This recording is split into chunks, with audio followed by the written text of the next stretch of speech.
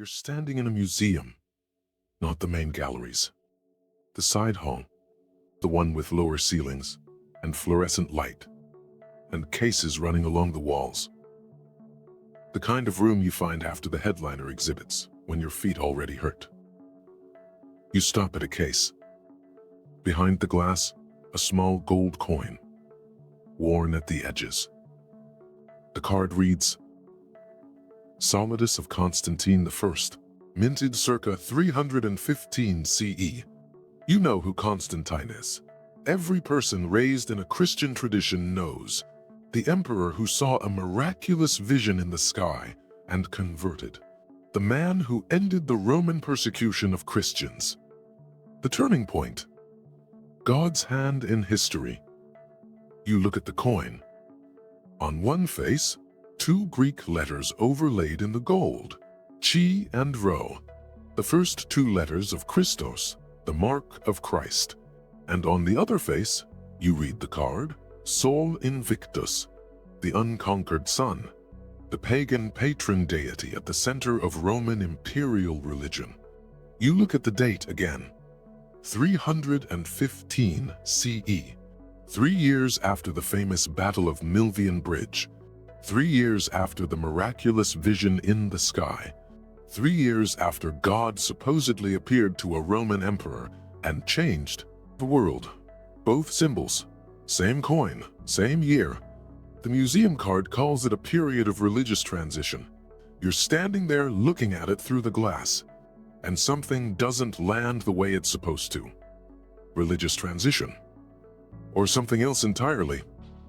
I need to tell you about 2 books, because everything I found, everything that unraveled what I thought I knew about this story, comes down to 1 man, 2 accounts, and a gap of roughly 24 years between them. The man's name was Eusebius of Caesarea, 4th century bishop, historian, and Constantine's closest thing to an official biographer. If anyone in the ancient world had access to what actually happened on October 27th, 312 CE, the night before the Battle of Milvian Bridge, it was Eusebius. He wrote 2 relevant texts. The first, Ecclesiastical History, written roughly in 313 CE, while Constantine was alive. Eusebius was a contemporary covering current events. He describes the battle. He credits divine assistance. He celebrates the victory. No vision, no cross of light burning in the afternoon sky, no inscription above the sun. In this sign, conquer. No army witnesses to a celestial miracle. Divine assistance. Yes, the specific content of that assistance. Nothing? The second text is in a different book entirely. Life of Constantine, written around 337 CE. After the emperor died, and in that book, Eusebius tells a completely different story. In the life of Constantine, the emperor saw a cross of light appearing in the sky in the early afternoon, above the sun, visible to the entire army marching with him. The inscription appeared alongside it. In this sign, conquer. Constantine was bewildered. That night, Christ appeared to him in a dream carrying the same symbol and commanded him to reproduce it as a military standard. And here is the detail Eusebius adds. The detail that stopped me cold when I first read it. He claims Constantine told him this story, personally, swore an oath to its truth. The most famous conversion story in Western history, the cross in the sky, the inscription, the army of witnesses, rests entirely on a claim that appears only in the account published after the man who allegedly swore the oath was dead. When I found this, I was in a university library with both texts open side by side. Ecclesiastical History on my left, Life of Constantine on my right. I read both accounts twice. Then I looked at the publication gap. 24 years. Constantine alive for the first account. Constantine dead before the second. In any other historical context, a trained historian's first instinct would be skepticism. Why didn't the story exist in the earlier text? Why did it only surface after the emperor who allegedly confirmed it couldn't be asked? I'll come back to that. But first, there's a second eyewitness account, and it contradicts the posthumous one in a way you need to hear. The second source is a man named Lactantius, not a court historian. A rhetor, a professor of Latin rhetoric, who Constantine appointed to tutor his own son, Crispus. His text, on the deaths of the persecutors, was written around 313 CE, while Constantine was alive, in the years immediately after the battle. Here is what Lactantius says happened the night before Milvian Bridge. Constantine had a dream. In the dream, he was instructed to mark his soldiers' shields with a heavenly sign, the staurogram, a cross-like symbol formed by overlapping chi and rho. He did. He marched. He won. That is the account. A private nighttime dream. One man, asleep. A quiet instruction to mark shields with a symbol. No cross of light in the afternoon sky, no army witnesses, no inscription in the heavens. Now compare that to Eusebius's version, the one written after Constantine died. Where Lactantius has a private dream, Eusebius has a sky event witnessed by thousands. Where Lactantius has a quiet instruction, Eusebius has a public cosmic miracle. Where Lactantius has a symbol marked on shields, Eusebius has a sign burning above the sun. The grand narrative, the glowing cross, the emperor on his knees, the entire army watching heaven. That narrative comes entirely from the posthumous account.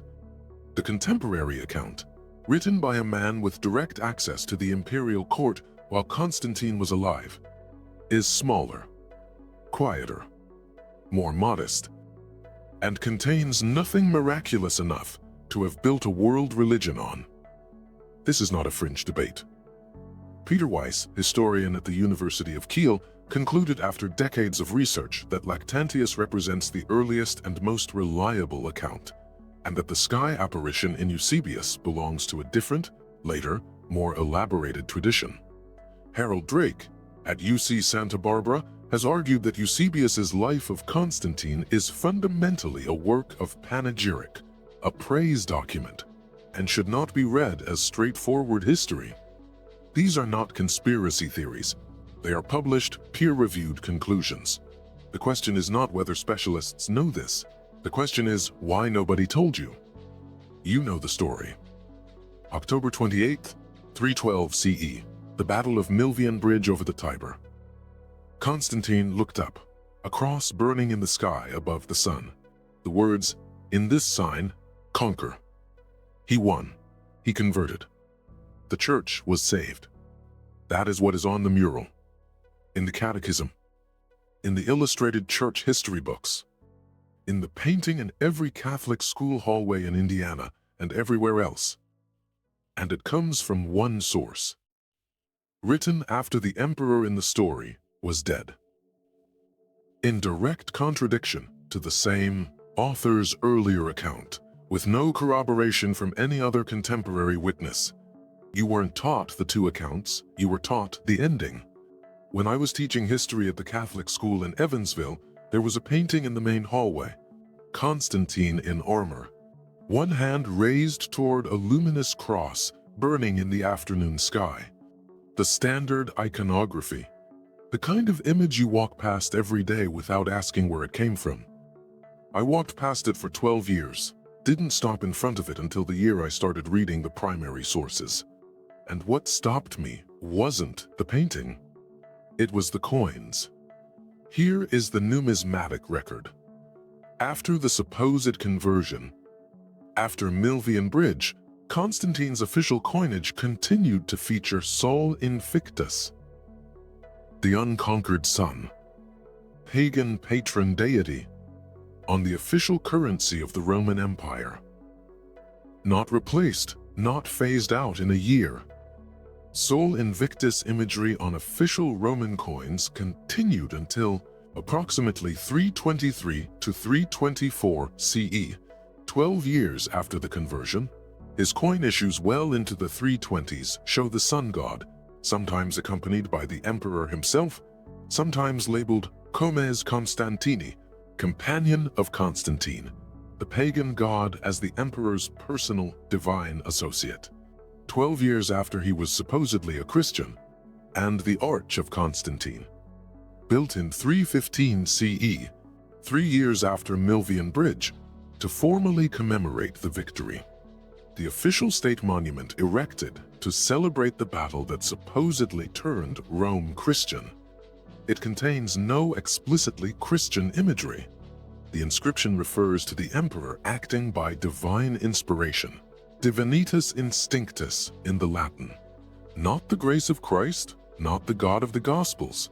A deliberately ambiguous phrase consistent with either pagan solar monotheism or Christianity. The stone gives nothing away. Then there is the Sunday Edict. In 321 CE, 9 years after his supposed conversion, Constantine issued an official decree making Sunday a day of rest. The decree uses the old Roman name for the day, dies solis, day of the sun, not the Lord's day, not the day of the resurrection. Dies solis. The edict serves both audiences simultaneously. Christians who worship on the day Jesus rose, devotees of Sol Invictus who revere the unconquered sun. Both. The same edict, still invoking the sun god. 9 years after conversion. 12 years of Sol Invictus coinage, a commemoration arch with no Christian imagery, a Sunday law still naming the sun. That is not the behavior of a man who abandoned one religion for another on October 28, 312. That is the behavior of a man managing two constituencies. Jacob Burckhardt, the great 19th century Swiss historian, put it plainly in his study of Constantine. The emperor was a pure political opportunist with no genuine religious conviction. He published that conclusion in 1853. The academic record since then has not substantially contradicted it. Now pay attention to this, because the deal Constantine was making had specific terms, and the most important term is visible in what he did with the one institution that could deliver what he needed. You were told Constantine made Rome Christian. He didn't. In 313 CE, he and his co-emperor Licinius issued the Edict of Milan, still cited as the moment Christianity was legalized, the moment the persecution ended, the moment the church was saved by imperial decree. Read what the edict actually says. It grants religious tolerance to all religions in the Roman Empire. All religions, not Christianity in particular. Every tradition, every sect, every god in the pantheon. The Edict of Milan is not a Christian founding document. It is a document of universal tolerance, issued by an emperor who was still minting Sol Invictus coins. And Christianity did not become the official state religion of Rome until 380 CE, under a completely different emperor, Theodosius I, in the Edict of Thessalonica. 68 years after Constantine's supposed conversion, a full human lifetime after the vision at Milvian Bridge. You were told Constantine made Rome Christian. He made Rome tolerant of everyone, including Christians. The Rome that once executed Christians in the arena now granted them equal legal standing alongside every other religion in the empire. That is not a conversion. That is a policy. Here is where the project becomes explicit. By 325 CE, Constantine had a new problem. The Christians were fighting each other. The dispute was theological, but its consequences were civil. Arians and Trinitarians, two factions with incompatible positions on the nature of Jesus, were producing riots, violence, and broken civic order across the Eastern Empire. For a man consolidating sole rule over 3 million square miles of territory, this was not a spiritual crisis. It was an administrative emergency. He called a council. 318 bishops gathered at Nicaea in 325 CE. Constantine presided personally. He was not baptized. He did not fully understand the theological question at issue. He did not speak Greek fluently, the language in which the debate was being conducted, and much of the proceedings were translated for him. He did not come to Nicaea to find truth. He came to produce a unified answer, because one empire cannot function on two contradictory Christologies, generating civic violence. The Nicene Creed, the statement of faith recited in Catholic churches every Sunday, reproduced in hundreds of millions of prayer books, the document that defined what Christians believe about the nature of Jesus, was drafted primarily by Bishop Eusebius of Caesarea, Constantine's religious advisor. It was voted on by 318 bishops. 2 bishops refused to sign. They were exiled. Majority vote. Imperial pressure. Exile for dissenters. The creed that emerged from that vote. We believe in one Lord Jesus Christ, the only Son of God, begotten, not made, of one being with the Father. Not a divine revelation, a committee document, ratified under the supervision of a man who was still not baptized, who had been managing Sol Invictus coinage 6 years earlier. I want to sit with that for a moment, because the creed is still there, every Sunday, everywhere, since 325 CE, and the man who convened the meeting that produced it was, by his own reckoning, not yet a Christian. He was baptized 12 years later, on his deathbed. And that detail requires me to tell you what happened in 326 CE. Constantine had a son named Crispus, his firstborn, military commander, elevated to Caesar, successful in campaigns, by most accounts capable, loyal, and respected. In 326 CE, Constantine had him executed. No surviving trial record, no preserved public accusation, no formal charge that has come down through history. He was dead before the year ended. Shortly afterward, Constantine had his wife Fausta, the legitimate empress, suffocated in an overheated bath. Also 326 CE, the same year. Both of them. Constantine had claimed his Christian conversion 14 years earlier. Now here is what makes this significant. Constantine was baptized in 337 CE, 25 years after Milvian Bridge. On his deathbed. Early Christian theology had a specific logic for this. Baptism washes away all sins. Deathbed baptism was therefore understood by some early Christians as maximally strategic. You could commit whatever acts a life of political power required and clear the account at the very end while there was still time. For Constantine, that lifetime included the execution of his firstborn son, the execution of his wife, both committed after his supposed conversion, both cleared by the water administered in 337 CE. And there is one more detail. I found it later, buried in the ecclesiastical records.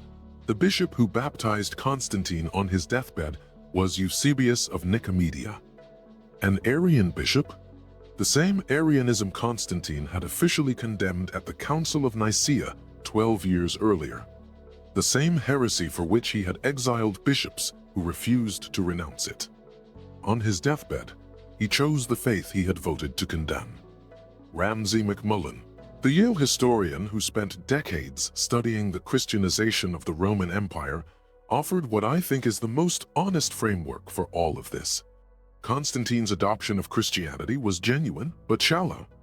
He took on the Christian God the way Roman emperors always took on patron deities, as a powerful divine associate whose backing could be invoked for military and political purposes. The choice of patron changed. The underlying logic of imperial religion did not. It was not faith.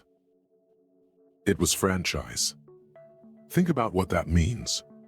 A man builds an empire across 31 years. He calls a council, votes on doctrine, exiles dissidents, builds churches, writes letters protecting Christians across 3 million square miles.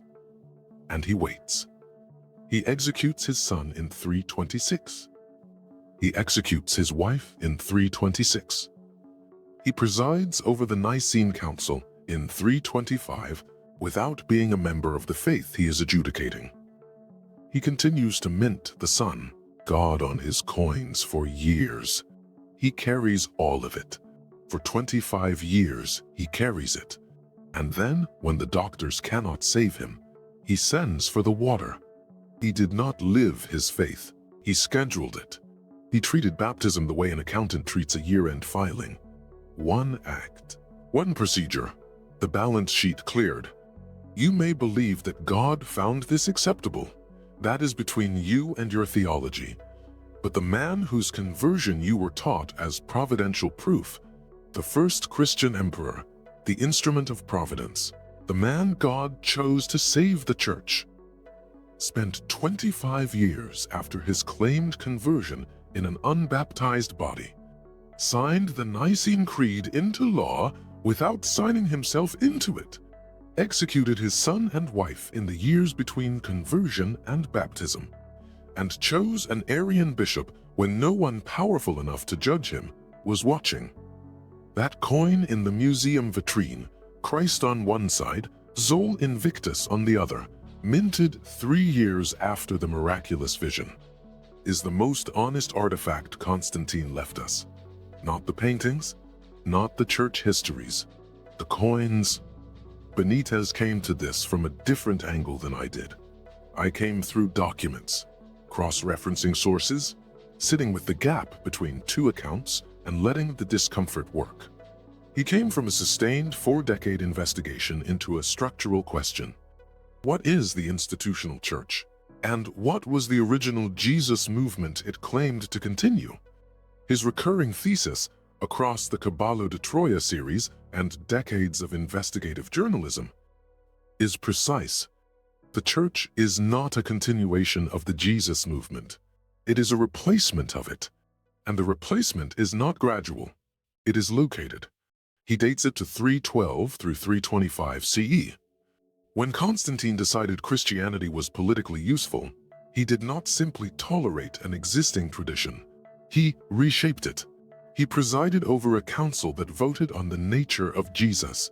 He tied state recognition to doctrinal compliance. He exiled dissenters. He built the institutional infrastructure. Churches, legal protections, financial sponsorship, in exchange for loyalty to the version of the faith his committee had ratified. And the exchange transformed what was being traded. Before Constantine, Christianity was a loosely organized network of communities with significant theological diversity. Different practices, different emphases, different understandings of Jesus. The diversity that produced the Didache alongside Paul, Origen alongside Tertullian, dozens of local traditions in dozens of cities. After Constantine, that diversity became a liability. Because a unified empire requires a unified theology. A unified theology requires an institution to enforce it. An institution requires an emperor to protect it. Benítez described the moment with a phrase I have never been able to improve on. The moment Constantine knelt, the Jesus of the Gospels was replaced by the Christ of the Empire. They kept the name. They buried the man. The earliest layer of the Jesus tradition, the teacher who said the kingdom of God belonged to the poor, who healed without requiring institutional permission, who described God as closer than breath and available without intermediary. That tradition did not disappear overnight, but it lost its center of gravity. After 312, the center of gravity was imperial. The theology organized around a man who needed a military god. And the god who was useful to Constantine became the god of the institution Constantine built. The institution he built has been the dominant form of Christianity for 1700 years. The Jesus of the Gospels asked questions about the interior of a person. The Christ of the Empire required conformity to an exterior structure. Those are not the same project. And the specific moment They diverged as a date. October 28th, 312 CE, the day after the Battle of Milvian Bridge. The painting is still there. I drive past it sometimes when I'm back in Evansville visiting my brother. The Catholic school on the east side of town. The hallway I walked for 12 years as a teacher. Constantine, in armor. One hand raised, a cross burning in the painted sky above him. When I taught there, I used it as an illustration. This is the moment Christianity became legal, I would say, and the students would look at the cross in the sky and nod. I don't stop there now. Not out of anger. Not because I want the painting taken down, but because what I know about that image now is this. It depicts a story that did not exist in its current form until the protagonist couldn't deny it. The cross in the sky. The army witnesses. The inscription. One source. Published after the emperor in the painting died. In direct contradiction to the same author's earlier account, with no corroboration from any contemporary eyewitness. It is a painting of a posthumous narrative. And it hangs in a school hallway, and students still walk past it every day, and nobody tells them to look at the coins. I spent 12 years teaching church history. I tried to teach with care, with attention to what was documented and what was tradition. Or I believed I did. But I walked past that painting every day for 12 years without stopping to ask a simple question. Who wrote the sky vision story? And when?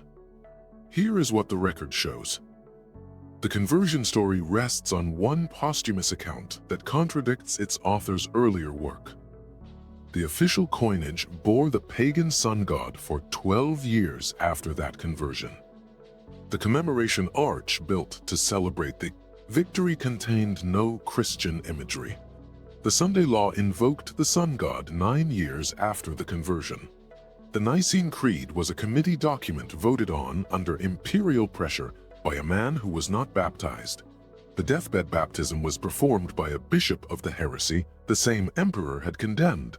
The murders of his son and wife took place in the years between his claimed conversion and his actual baptism.